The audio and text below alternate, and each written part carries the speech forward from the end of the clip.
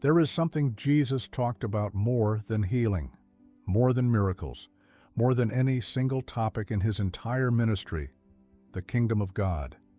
He mentioned it over 100 times across the Gospels, in parables, in direct teaching, in private conversations with his disciples, and public declarations to crowds. It was the heartbeat of everything he said and did, and yet for most people today, it remains one of the most misunderstood concepts in all of Scripture. Ask 10 different people what the kingdom of God is, and you will get 10 different answers. Something that happens after you die. A future political reality. A metaphor for being a good person. Jesus had something far more specific and far more immediate in mind. Mark 1:15. The time is fulfilled and the kingdom of God is at hand. Repent and believe in the gospel. At hand. That phrase in the original Greek means within reach, close enough to touch. Not coming in a distant future, present right now in the person saying it. The kingdom of God arrived with Jesus. And understanding what that means changes everything about how you live today. To understand what Jesus meant by the kingdom, you have to step into first century Israel and feel the weight of what those words meant to the people hearing them. Israel had not had a king of their own for centuries. They had been conquered, occupied, and ruled by foreign powers: Babylon, Persia, Greece, and now Rome. Roman soldiers walked their streets. Roman taxes emptied their pockets. Roman law governed their lives.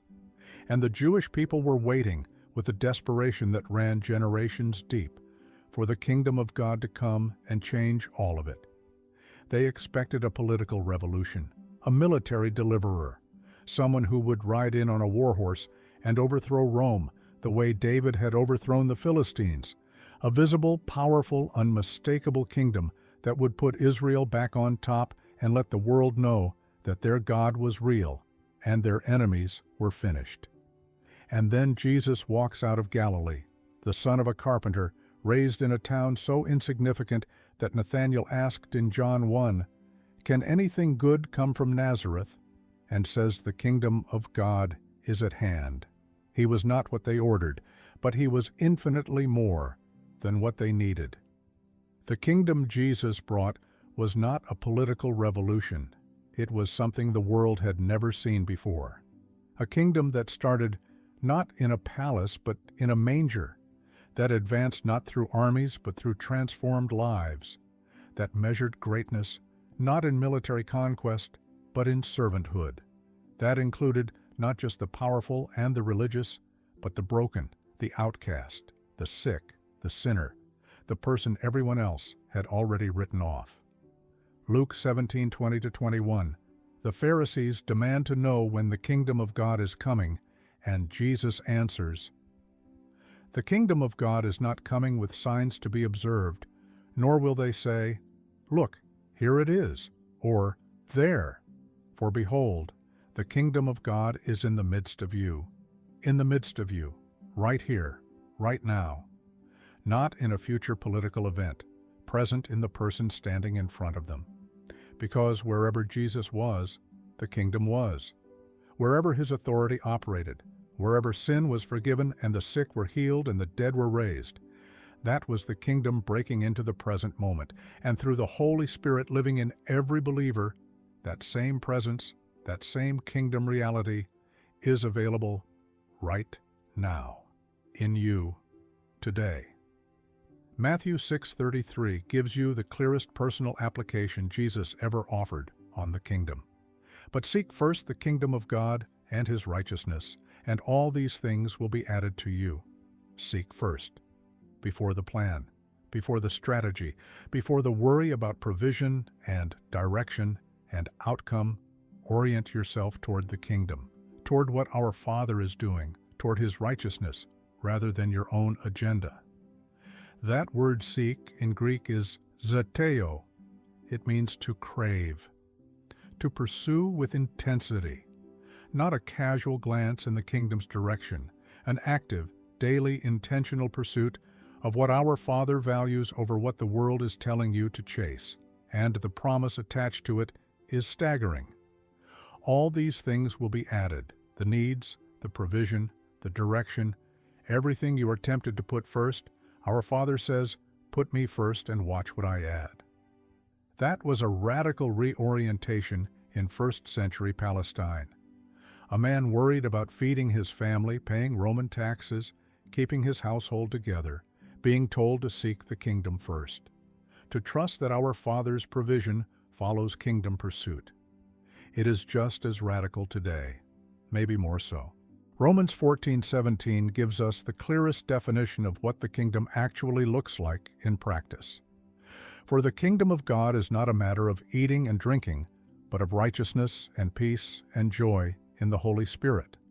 Righteousness, peace, joy.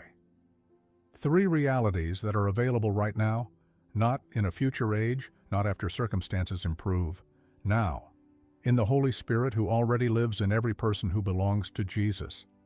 Righteousness means being right with our Father, not earning your way, being covered, living from a place of already being accepted, rather than constantly trying to get there. The kingdom starts with the settled knowledge that you are in, not because of what you have done, but because of what Jesus did.